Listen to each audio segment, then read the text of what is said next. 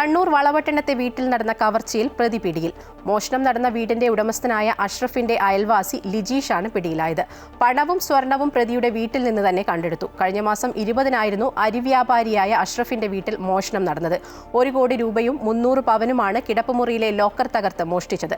മോഷണം നടന്നതിന് പിന്നാലെ പോലീസ് നടത്തിയ പരിശോധനയിൽ ലഭിച്ച സൂചനകളുടെ അടിസ്ഥാനത്തിൽ നടത്തിയ അന്വേഷണത്തിലാണ് പ്രതി പിടിയിലായത്. പരിശോധനയ്ക്കിടെ പോലീസ് നായ മണം പിടിച്ചു പോയത് പ്രതിയുടെ വീടിന്റെ മുന്നിലൂടെയായിരുന്നു. കഴിഞ്ഞ കുറച്ചു ദിവസമായി അഷ്റഫിന്റെ അയൽവാസിയായ ഇയാളെ പോലീസ് നിരീക്ഷിച്ചു വരികയായിരുന്നു. തുടർന്നാണ് പ്രതിയെ പോലീസ് പിടികൂടിയത്. പ്രതിയെ പിടികൂടാനായത് വിപുലമായ അന്വേഷണത്തിനൊടുവിലെന്ന് കണ്ണൂർ കമ്മീഷണർ അജിത് കുമാർ IAS. നിർണായകമായത് CCTV ദൃശ്യങ്ങളാണ്. 267 പവൻ സ്വർണവും 1,21 ലക്ഷം രൂപ കണ്ടെടുത്തുവെന്നും കമ്മീഷണർ വെളിപ്പെടുത്തി. മന്ന സ്വദേശി ഒരു അഷ്റഫ് അദ്ദേഹത്തിൻ്റെ പരാതി പ്രകാരം ഒരു 25-ാം തീയതി പുലർച്ചെ രാവിലെ 1:30 മണിക്ക് ഞങ്ങൾ ഒരു FIR രജിസ്റ്റർ ചെയ്തു. FIRൻ്റെ ചുരുക്കം പ്രകാരം ഈ പരാതിക്കാരി 19-ാം തീയതി കുടുംബ സമേതം മധുരൈ ഒരു കല്യാണത്തിൽ പോയി. പിന്നെ അദ്ദേഹം തിരിച്ചു വന്നത് 24-ാം തീയതിയാണ്. വൈകിട്ട് വന്നപ്പോൾ കണ്ടത് വീട്ടിൽ ഒരു ക്ലോസറ്റ് ലോക്കർ പൊട്ടിച്ചിട്ട് അതിൽ വെച്ചിട്ടുള്ള 1 crore 1 കോടി രൂപ, പിന്നെ അദ്ദേഹത്തിൻ്റെ പരാതി പ്രകാരം 300 പൗണ്ട് സ്വർണ്ണാഭരണങ്ങൾ മോഷണം പോയിരുന്നു. വീടിൻ്റെ പുറകിലുള്ള ജനൽ പൊട്ടിച്ചിട്ട് ഈ പ്രതി ഈ FIRൻ്റെ അക്യൂസേഷൻ പ്രകാരമാണ് മോഷണം നടത്തിയത്. ഞങ്ങൾ ഉടൻ തന്നെ FIR രജിസ്റ്റർ ചെയ്തു. FIR രജിസ്റ്റർ ചെയ്തിട്ട് സീൻ ഗാർഡ് വെച്ചു. പിറ്റേ ദിവസം finger print expert, dog squad അടക്കം ഒരു പ്രത്യേകം അന്വേഷണം ടീം സീൻ പരിശോധിച്ചു.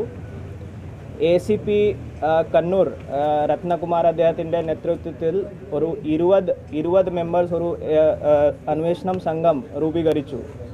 ഈ അന്വേഷണം സംഘമിൻ്റെ ഭാഗമായിട്ട് നമുക്ക് 4 IPSHO Valapattanam Shri Sumesh, IPSHO Chakrakkal Shri Azad, IPSHO മയിൽ ശ്രീ സഞ്ജയ്, IPSHO കണ്ണൂർ സിറ്റി ശ്രീ സനൽകുമാർ, അതുപോലെ തന്നെ നമ്മുടെ വലപട്ടണം പോലീസ് സ്റ്റേഷനിൻ്റെ SI Shri Vipin, SI Shri Unnikrishnan, SI Shri Rajeevan, Kannur crime squad, Kannur city crime squad, അതുപോലെ തന്നെ കണ്ണൂർ റൂറൽ ജില്ലയുടെ സ്ക്വാഡിൻ്റെ 4 പേർ കൂടി ഈ അന്വേഷണം ടീമിൻ്റെ ഭാഗമായിട്ട് വളരെ വിശദമായിട്ട് അന്വേഷണം നടത്തിയത്.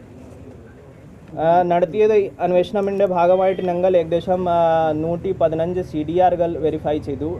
പെട്ടെന്ന് വളരെ ഫാസ്റ്റ് ട്രാക്ക് ബേസിൽ CDR എടുത്തിട്ട് അതിൻ്റെ അനാലിസിസ് എല്ലാം നടത്തി. ഏകദേശം 100ഓളം CCTV ക്യാമറകൾ ഫുട്ടേജ് സംഘടിപ്പിച്ചിട്ട് കളക്ട് ചെയ്തിട്ട് അതിൻ്റെ ഒരു 24/7 ബേസിസിൽ വെരിഫിക്കേഷൻ നടത്തി. 76 ആളുകളുടെ ഫിംഗർ പ്രിൻ്റ് എടുത്തിട്ട് വെരിഫൈ ചെയ്തു. ഏകദേശം 67 മോഡസ് ഓപ്പറാൻഡി ഉള്ള ക്രിമിനലുകളുടെ ബാക്ക്ഗ്രൗണ്ട്, പ്രസൻറ്റ് സ്റ്റേറ്റസ്, ലൊക്കേഷൻ അടക്കം വെരിഫൈ ചെയ്തു. 215 ആളുകൾക്ക് ഞങ്ങൾ ക്വസ്റ്റ്യൻ ചെയ്തു. വിറ്റ്നസ് ഇല്ലെങ്കിൽ മറ്റ് രീതിയിലുള്ള ആളുകൾ ഞങ്ങൾ അത് ക്വസ്റ്റ്യൻ ചെയ്തിട്ട് നോക്കി പരിശോധിച്ചു, വെരിഫൈ ചെയ്തു. അതുപോലെ തന്നെ നമ്മുടെ അന്വേഷണം സംഘം കോഴിക്കോട് മുതൽ മാംഗ്ലൂർ വരെ ഉള്ള പ്രത്യേകം റെയിൽവേ ലൈനിൻ്റെ അടുക്കമുള്ള ടവർ ഡംപ് പ്രത്യേകം ശേഖരിച്ചു. അതിൻ്റെ അനാലിസിസ് നടത്തി. അത് ഒരു വലിയ കാര്യമാണ്. കാരണം കോഴിക്കോട് ടു മാംഗ്ലൂർ ഒരു വലിയ ഡിസ്റ്റൻസ് ആണ്. ഈ എല്ലാം ടവർ ഡംപ് ഞങ്ങൾ പ്രത്യേകമായിട്ട് എടുത്തു, അതിൻ്റെ അനാലിസിസ് നടത്തി. അതുപോലെ തന്നെ കുറേ ലോഡ്ജുകൾ ഞങ്ങൾ സെർച്ച് ചെയ്തു. ഏകദേശം 35 ലോഡ്ജുകൾ ഞങ്ങൾ സെർച്ച് ചെയ്തു. രജിസ്റ്റർ അടക്കം എല്ലാം വെരിഫൈ ചെയ്തു. പഴയ CCTV ഫുട്ടേജുകൾ ഞങ്ങൾ ശേഖരിച്ചു. കാരണം നമുക്ക് ഈ അന്വേഷണത്തിൻ്റെ ഭാഗമായിട്ട് ഒരു സംശയമുണ്ടായിരുന്നു. പഴയ കേസുകളിൽ ഇൻവോൾവ് ആയിട്ടുള്ള ഒരു ആൾ ഇതിലും ഇൻവോൾവ് ഉണ്ടാവണം, ഇതിൽ ഒരു സംശയമുണ്ടായിരുന്നു. അതിൻ്റെ ഭാഗമായിട്ട് പഴയ CCTV ഫുട്ടേജുകൾ, പഴയ അൺഡിറ്റക്റ്റഡ് ആയിട്ടുള്ള കേസുകളുടെ CCTV ഫുട്ടേജ് അത് ശേഖരിച്ചിട്ട് അതിൻ്റെ ഫിംഗർ പ്രിൻറ്റ് മാച്ച് ചെയ്തിട്ട് അതും പരിശോധന ചെയ്തിട്ട് നോക്കി. ഈ കേസ് ക്രൈം സീനിന് നമുക്ക് ഒരു CCTV ഫുട്ടേജ് കിട്ടിയിരുന്നു. ആ CCTV ഫുട്ടേജ് പ്രകാരം ഒരു ചെറിയ സംശയം, ഒരു കഷണ്ടി ഉള്ള ആൾ ഒരു ഇതിലെ സംശയമായിട്ട് ഉണ്ടാവണം, ഒരു കഷണ്ടി ആൾ ഉണ്ടാവണം. അതൊരു ചെറിയ സംശയം ഉണ്ടായിരുന്നു. അതിൻ്റെ ഭാഗമായിട്ട് ആ ആംഗിൾ പ്രത്യേകമായിട്ട് വെച്ചിട്ട് ഞങ്ങൾ അന്വേഷണം ചെയ്തിട്ട് നോക്കി. അവിടെ ഒരു ഡമ്മി ആൾ ഞങ്ങൾ സംഘടിപ്പിച്ചിട്ട് പ്ലേസ് ഓഫ് ഓക്കറൻസിലേക്ക് കൊണ്ടുപോയിട്ട് ഡെമോ നടത്തിയിട്ട് കൂടി നോക്കിയിട്ടുണ്ട്. ഫൈനലി നമുക്ക് ഈ CCTV പരിശോധനയുടെ ഭാഗമായിട്ട് ഒരു ചെറിയ ലീഡ് കിട്ടി. ഒരു ആൾ നമുക്ക് സംശയമായിട്ട് ഈ CCTV ഫുട്ടേജിൽ നമുക്ക് കണ്ടുപിടിക്കാൻ പറ്റിയിട്ടുണ്ട്.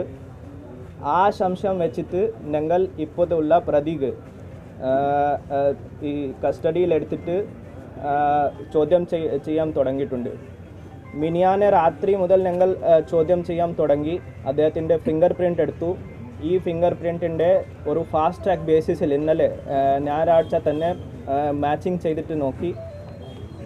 ഈ മാച്ചിങ് ചെയ്തപ്പോൾ നമുക്ക് കീച്ചേരി 803/2023 കേസ് ഒരു ക്രൈം നമ്പർ ഉണ്ടായിരുന്നു. ആ കേസ് ഒരു ഇതുവരെ അൺഡിറ്റക്റ്റഡ് ആയിട്ടുള്ള കേസാണ്. അതും ഒരു സെയിം മോഡേഴ്സ്, ഹൗസ് ബ്രേക്കിംഗ് മോഡേഴ്സിൻ്റെ കേസാണ്. നമുക്ക് നേരത്തെ തന്നെ സംശയം ഉണ്ടായിരുന്നു ആ കേസിൻ്റെ പ്രതി ഈ കേസിൻ്റെ പ്രതി ഒരു ചെറിയ സിമിലാരിറ്റി ആണ്, അത് സംശയമുണ്ടായിരുന്നു. അത് വെച്ചിട്ട് ആ കേസിൻ്റെ ഫിംഗർ പ്രിൻറ്റ് ഈ ആളുടെ ഫിംഗർ പ്രിൻ്റ് ആയിട്ട് മാച്ച് ചെയ്തിട്ട് ഞങ്ങൾ മാച്ച് ചെയ്യാൻ വേണ്ടി ശ്രമിച്ചു. അത് നമുക്ക് സക്സസ് കിട്ടി. ലെഫ്റ്റ് ഇൻഡെക്സ് ഫിംഗർ മാച്ച് ആയിട്ടുണ്ട് കീച്ചേരി കേസായിട്ട്. സോ നമ്മുടെ സംശയം അത് പിന്നെ സ്ട്രോങ് ആയി that this person it self may be involve in this case also. നമ്മുടെ പ്രസൻറ്റ് കേസും ഇയാൾ തന്നെ ഇൻവോൾവ് ആണ്. അത് വെച്ചിട്ട് ഞങ്ങൾ ഫർദർ ക്വസ്റ്റ്യനിങ് ചെയ്തു. വൈകിട്ട് ഏകദേശം നമുക്ക് 7 o'clock വരെ നമുക്ക് ഇയാൾ ഒരു അക്സെപ്റ്റ് ചെയ്തു that he has only done this theft. ഇയാൾ തന്നെയാണ് കുറ്റകൃത്യം ചെയ്തത്. ഈ കൺഫെഷനിൻ്റെ ഭാഗമായിട്ട് പിന്നെ ഞങ്ങൾ ഫർദർ പ്രൊസീജിയർ എടുത്തു. അറസ്റ്റ് രേഖപ്പെടുത്തി 27 എത്ര സെക്ഷനാണ് റിക്കവറി ഏർപ്പാടാക്കി. റിക്കവറി നടക്കാൻ വേണ്ടിയിട്ട് ഞങ്ങൾ പുറത്തുള്ള വിറ്റ്നസ് റവന്യൂ വിറ്റ്നസ് ഏർപ്പാടാക്കിയിട്ട് ഏകദേശം 10 to 11 o'clock ഞങ്ങൾ ഈ റിക്കവറി ചെയ്തിട്ടുണ്ട്. റിക്കവറിൻ്റെ ഭാഗമായിട്ട് ഇയാൾ ഈ സാധനം മോഷിച്ചിട്ട് അദ്ദേഹത്തിൻ്റെ വീട്ടിൽ തന്നെ വെച്ചിരുന്നു.